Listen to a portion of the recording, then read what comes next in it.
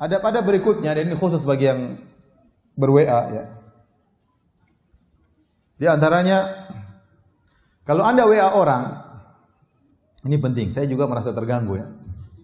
Kalau ada orang WA ke saya, ini khusus saya. Kalau antum WA ke saya, dan saya tidak mau di WA sama antum. Kalaupun antum ternyata bisa tahu nomor WA saya, meskipun saya sembunyikan ya.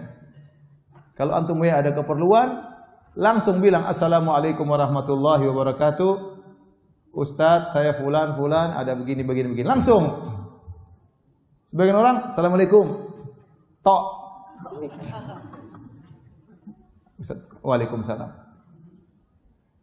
Enggak langsung pada intinya, ini mengganggu saya. Ya. Maka saya bilang di antara adab, biar antum tidak mengambil waktu orang lain, kalau antum tulis WA sama orang ada keperluan, langsung Assalamualaikum warahmatullahi beserta dengan apa? Isinya. Ya. Saya saja WA Ustadz, kalau Ustadz ya dia lagi off, misalnya saya WA Ustadz Syafiq misalnya. Saya tahu dia sibuk banget, jarang-jarang dia online ya. Ya, jarang-jarang dia online karena saking sibuknya. Kemarin saya WA beliau ternyata lagi di Merauke. Kemudian saya lagi WA, Ustadz sebentar saya mau naik pesawat ke Manado. Dia lagi, Ustadz saya mau ke Ternate. Ustadz pindah-pindah ya, gimana saya?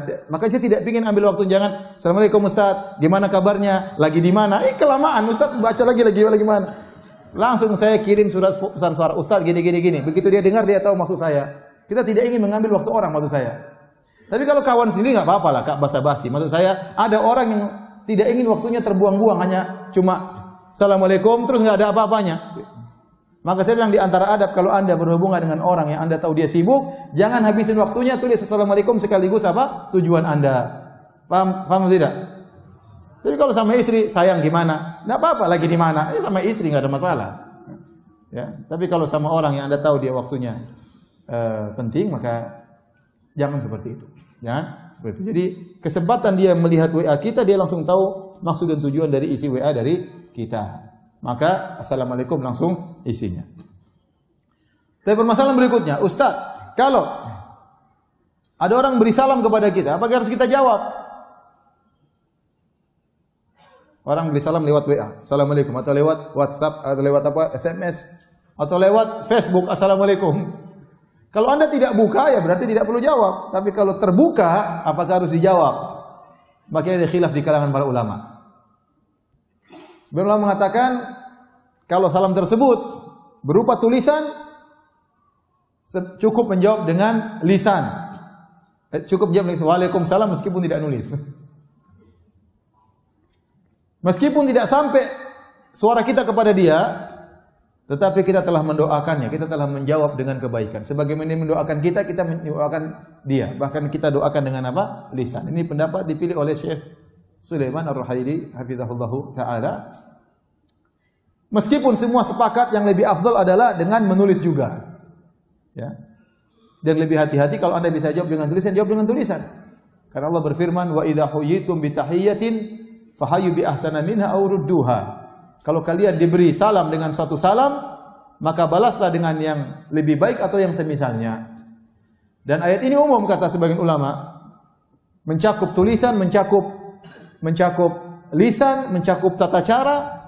Sampai Syekh Utsaimin mengatakan kalau ada orang memberi salam kepada Anda, Assalamualaikum warahmatullahi wabarakatuh, dengan langsung dengan senyuman, maka Anda juga berusaha jawab dengan apa? Senyuman. Kalau ada orang misalnya beri salam dengan menjulurkan tangannya, Anda juga menjulurkan tangannya supaya Anda bisa menjawab sesuai dengan apa yang dia lakukan. Dan berdasarkan keumuman ayat ini, maka kalau ada orang memberi salam dengan tulisan Assalamualaikum, maka kita jawab juga dengan tulisan. Kecuali kalau ada kemudaratan. Kita tahu orang ini mengganggu, ya sudah enggak usah dijawab. Kita jawab dengan lisan aja. Waalaikumsalam, tapi enggak usah dijawab. Orang ini mengganggu. Orang ini mengganggu privasi saya. Ini laki-laki mengganggu saya, ini perempuan mengganggu saya. Ini laki-laki kejar-kejar saya, ini janda kejar-kejar saya. Ya sudah, blokir. Kita jawab dengan lisan. Waalaikumsalam warahmatullahi wabarakatuh. Paham? Di antara hukum menjawab salam. Kemudian juga tatkala kita di grup, ingat kita satu grup, dalam grup kita 200 orang. Kalau kita posting sesuatu akan dibaca oleh 200 orang, paling tidak banyak yang baca. Kita akan mengambil waktunya. Mengambil waktu mereka. Maka tatkala kita ingin men-share sesuatu, mikir. Pantaskah yang saya share ini mengambil waktu teman-teman saya 200 orang? Ternyata hanya lelucon yang tidak bermanfaat misalnya. Ternyata berita yang hoax misalnya. Dia akan buka, dia paling tidak dia ngambil waktu 1 menit, 2 menit, kita ngabisin waktu orang, tidak bermanfaat. Maka sebelum kita share, kita pikir ini penting atau tidak. Apakah berhak untuk mengambil waktu teman-temanku? Kalau tidak perlu jangan di-share. Tidak semua yang ada di benak kita share. Tidak ada semua di benak kita share. Tidak ada semua yang sampai kepada kita share. Jangan latah. Ya. Jangan latah. Kata Nabi SAW, kafa bil mar'i kadiban an yuhadditsa bi kulli ma sami'.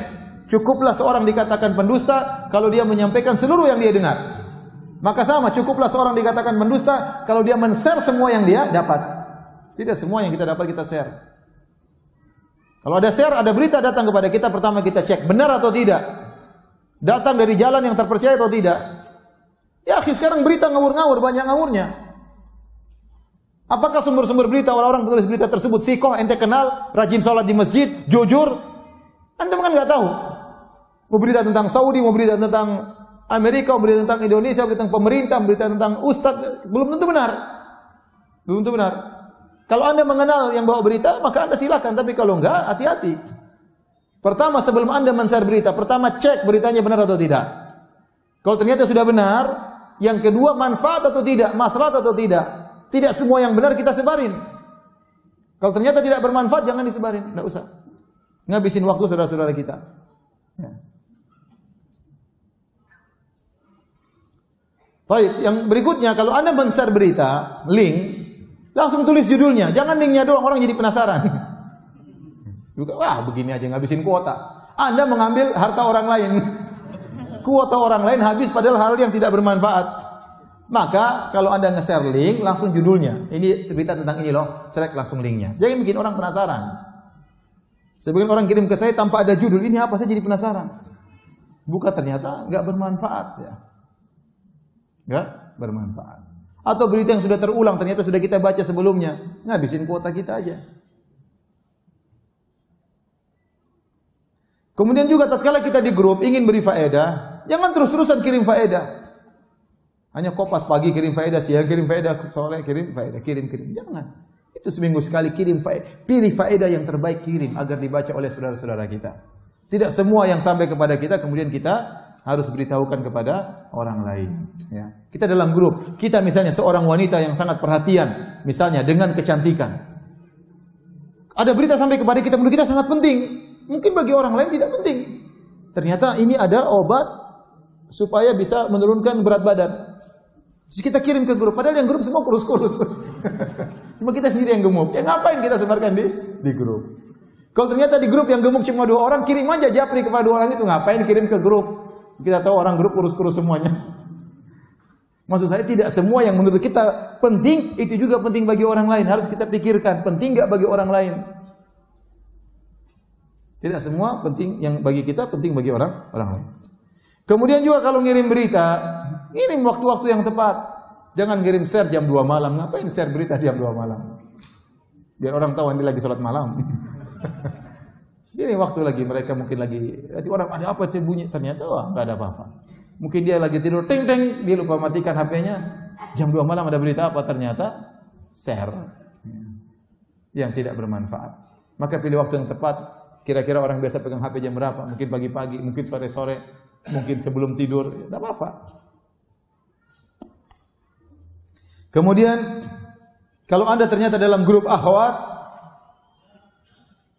hati-hati. Misalnya Anda punya grup 20 orang, semua teman-teman lama, teman-teman sekolah dulu yang mungkin saling tukar-tukaran foto di grup. Hati-hati, jangan dilihat sama suami. Jangan dilihat oleh suami, nggak boleh. Ya.